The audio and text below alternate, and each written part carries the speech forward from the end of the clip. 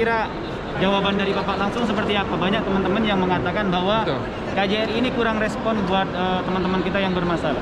Jawaban langsung dari Bapak kira-kira? Ya. Kira-kira di antara teman-teman kita pernah nggak yang ada kasusnya seperti di Balak Surto, Pak? Pernah nggak menangani yang Balak Surto? Balak Surto itu termasuk salah satu kasus yang susah juga diselesaikan. Balak Surto itu adalah kasusnya seperti mereka lari dari rumah majikan, tetapi majikan memfitnah semena-mena karena mereka bilang bahwa kamu sudah dibeli, kamu harus kerja, mau sakit, mau tidur, mau enggak maka harus bekerja. Itulah akibat pisah ziarah.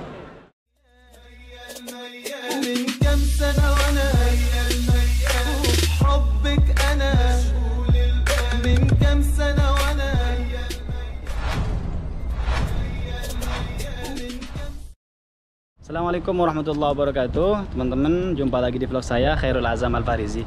Dan alhamdulillah teman-teman, saya sedang berada di bandara nih ya, untuk meliput kepulangan teman-teman kita yang ada di shelter atau rumah singgah dari KJRI Jeddah, di mana tempat ini dijadikan tempat menampung TKI atau TKW kita yang bermasalah dengan majikannya.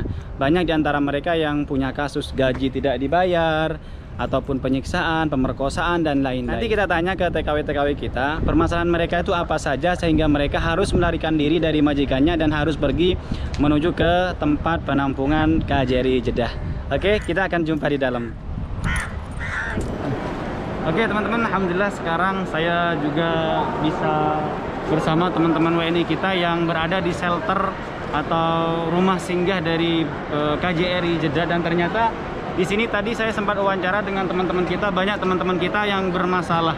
Ada salah satunya teman-teman kita itu yang sudah 11 bulan katanya itu melalui kenapa lama? Karena harus melalui proses sidang terlebih dahulu. Nah teman-teman, sekarang saya pengen tanya langsung sama Pak Yusuf, sebenarnya proses-prosesnya seperti apa sih buat teman-teman kita yang bermasalah?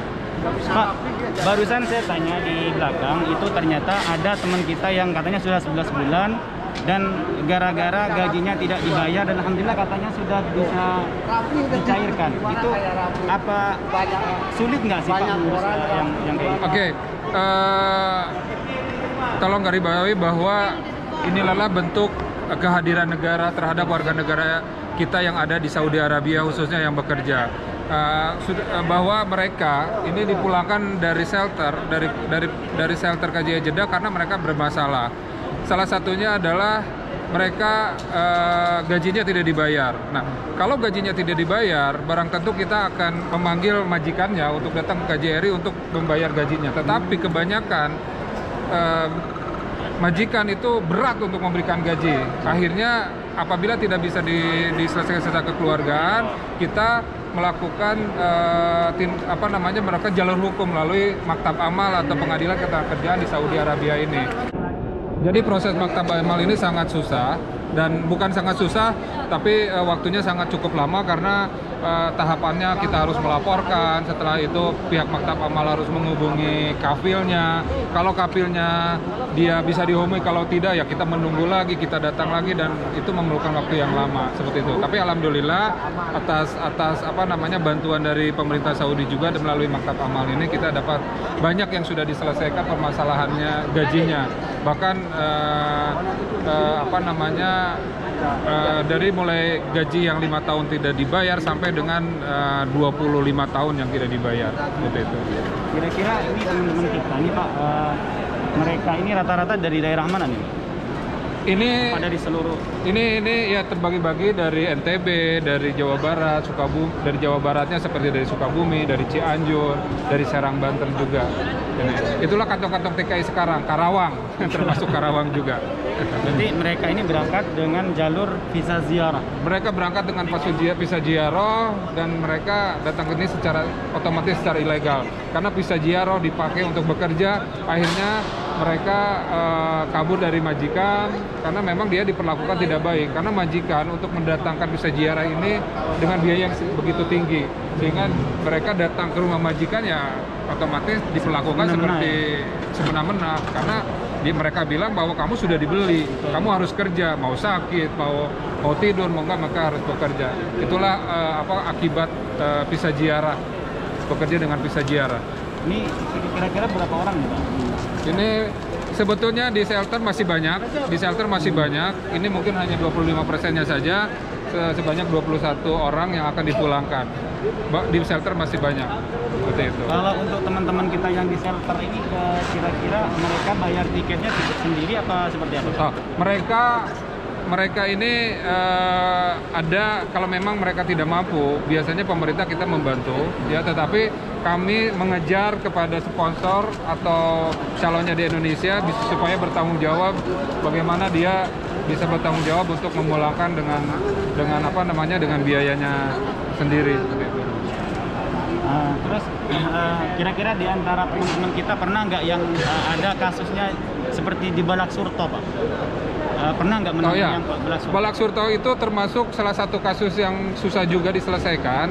Balak Surto itu adalah kasusnya seperti mereka lari dari rumah majikan, tetapi majikan memfitnah warga negara kita yang lari itu ke polisi bahwa mereka sudah mencuri uang, mencuri HP atau mencuri barang apa, sehingga mereka statusnya ada Balak Surto dan itu tidak bisa pulang sama sekali kecuali mereka diurus datang ke kantor polisi di mana majikan itu melaporkan, dan majikannya harus juga dipanggil dan diperiksa apakah betul nggak laporannya itu benar-benar atau tidak. Tapi kebanyakan orang Indonesia itu ya tidak melakukan hal seperti itu.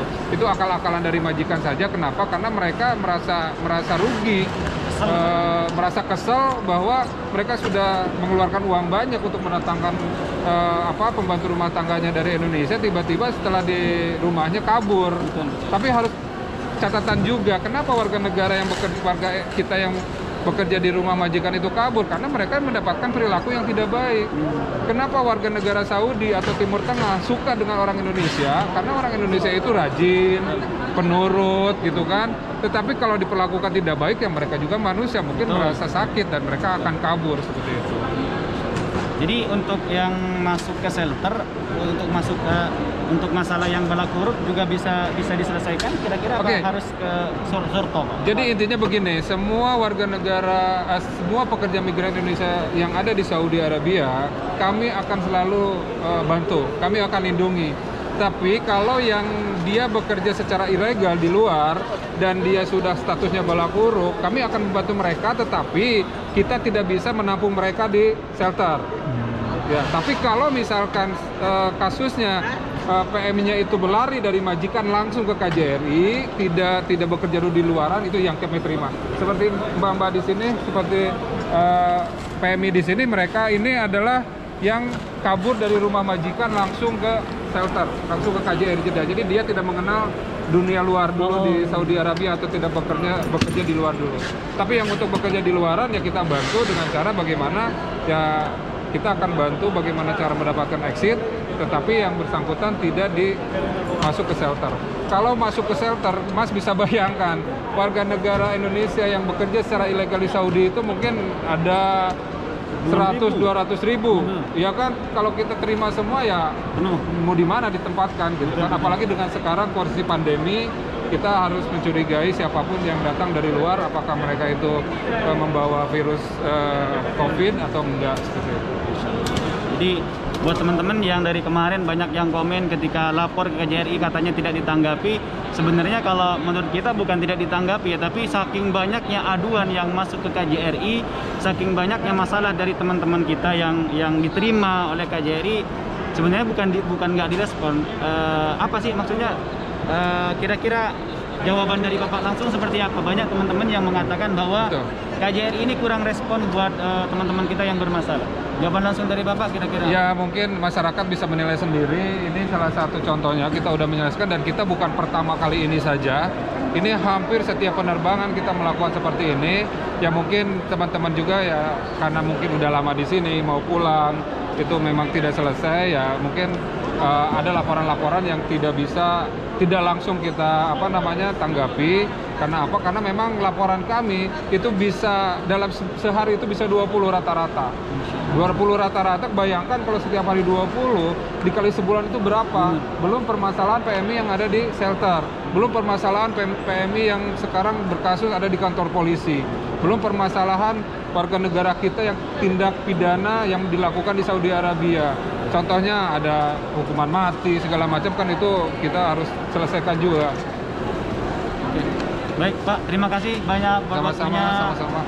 Semoga teman-teman bisa paham ya, banyak teman-teman kita dari kemarin yang bertanya kenapa KJRI kurang respon dan tidak ada kehadiran pemerintah di sini. Bahkan kalau setiap kita bikin vlog di bandara, kita selalu sertakan video video-video yang dimana kehadiran KJRI untuk membantu teman-teman kita. Ya, cuman kita kan kadang tidak dapat izin untuk mengekspos itu karena mungkin privasi daripada teman-teman kita seperti itu. Jadi di sini bisa kita lihat langsung teman-teman kita ini sebanyak sekitar 18 orang atau berapa tadi? Berapa orang ya? 21 orang, Masya Allah, dan sekarang akan diterbangkan melalui pesawat Garuda Airlines. Oke teman-teman, kita sekarang wawancara nih teman-teman kita dengan Mbak siapa? Sri Rahayu. Mbak Sri Rahayu datang ke sini pakai visa apa nih? Visa ziarah. Visa ziarah ya? Iya. Tahu nggak dulu kalau visa ziarah itu bukan untuk bekerja? Nggak tahu. Nggak tahu ya?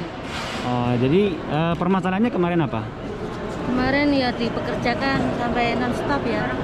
Dipekerjakan non-stop? Iya. Oh, berapa bulan dimajikan? 10 bulan. 10 bulan. Terus akhirnya pilih kabur. Kaburnya itu langsung ke KJRI. Masya Allah, langsung ke KJRI. Iya. Oke. Terus masalah gaji sudah dibayar penuh apa enggak? Masih tertinggal di sana 2 bulan. Masih tertinggal 2 bulan. Iya. Masya Allah. Tapi udah selesai. Sudah selesai semua. Jadi ini semua prosesnya dibantu oleh KJRI. Oke. Kalau boleh tahu di dalam shelter berapa bulan? Saya 1 bulan. 1 bulan? Iya. Termasuk yang cepat ya? Cepat sekali. Masya Allah. Oh, kemarin saya ke Taif. Tanggapan? Waktu bertengkar sama orang yang Nah, itu saya. Yang mana? Ya gimana? Harusnya teman-teman itu meliput itu semua biar ketahuan bahwa bagaimana sih sebetulnya perlindungan kami pemerintah hadir kepada warga negara kita yang ada di sini, ya kan? Bagaimana kita harus berantem dengan orang Saudi yang tidak bertanggung jawab mengerjakan orang kita 16 tahun tapi gajinya nggak dibayar.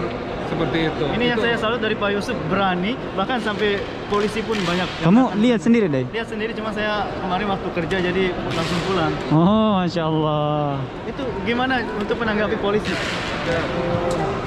Saja. Komandannya datang. Ya Pak, berapa orang? Udah Pak, ini. Alhamdulillah, udah beres semua. 22, udah beres. Udah beres, terima kasih. Sama-sama. Ya, Masya Allah, di sini Nanti juga. tanggal 17, tapi nggak banyak, 3 orang. Ya, for good semua ya.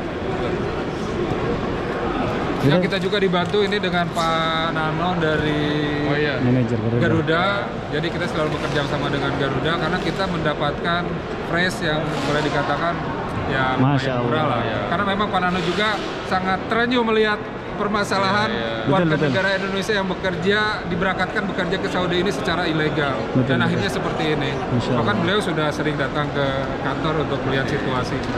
Seperti itu. Terima kasih Pak Nano. Terima kasih Pak Yusuf. Ya. Ada tambahan 10 kilo udah monitor kan ya? Alhamdulillah. Oh, jadi 40 ya sekarang? 40 plus 5 buat jam-jam jadi 45. Oh, 45. Buat para TKI TKW atau WNI yang ada di Sampai Arab Desember kita kasih. Sip, lanjut. Ya Pak, nanti ditunggu, banyak banget yang bertanya untuk saat ini bulan Januari, insya Allah ya. Oke, nanti ke kantor aja, kita diskusi lagi lah. Siap. Siap, Komandan. Makasih ya. Ya, sama-sama. Ya, saya salut banget sama Pak Yusuf kemarin menyaksikan sedikit sih, cuman mau ngeliput, takut mata orang Arab itu ngeliatin saya terus. Kasusnya apa itu Pak kira-kira Pak? Kalau boleh Sampai tahu. polisi datang banyak Pak. Ya, jadi ya sebetulnya kalau kita melihat bagaimana sih sebetulnya perlindungan pemerintah terhadap warga negara Indonesia. Bahkan saya harus berantem dengan orang Saudi sendiri untuk melindungi satu orang Indonesia yang memang dia dipekerjakan sudah 16 tahun tetapi dia tidak dipulang-pulangkan, bahkan gajinya pun tidak jelas seperti itu. Jadi ya kita sebagai pemerintah melindungi warga negara kita, ya kita harus paksa supaya dia bisa kita lindungi, kita bawa ke KJRI supaya dia tidak dijadikan budak oleh kafilnya di sini. Masya Allah. Oke. Masya Allah. Banyak ya Pak. Ya, sama-sama. Kalau Bapak ini sering kita lihat nih buat setiap ada kepulangan beliau selalu hadir untuk mengecek kesiapan atau takut ada teman-teman kita yang bermasalah. Masya Allah. Ini ada yang sakit, Masya Allah. Beliau sampai nggak bisa ngomong karena stroke. Semoga sehat, bisa berjumpa dengan keluarga.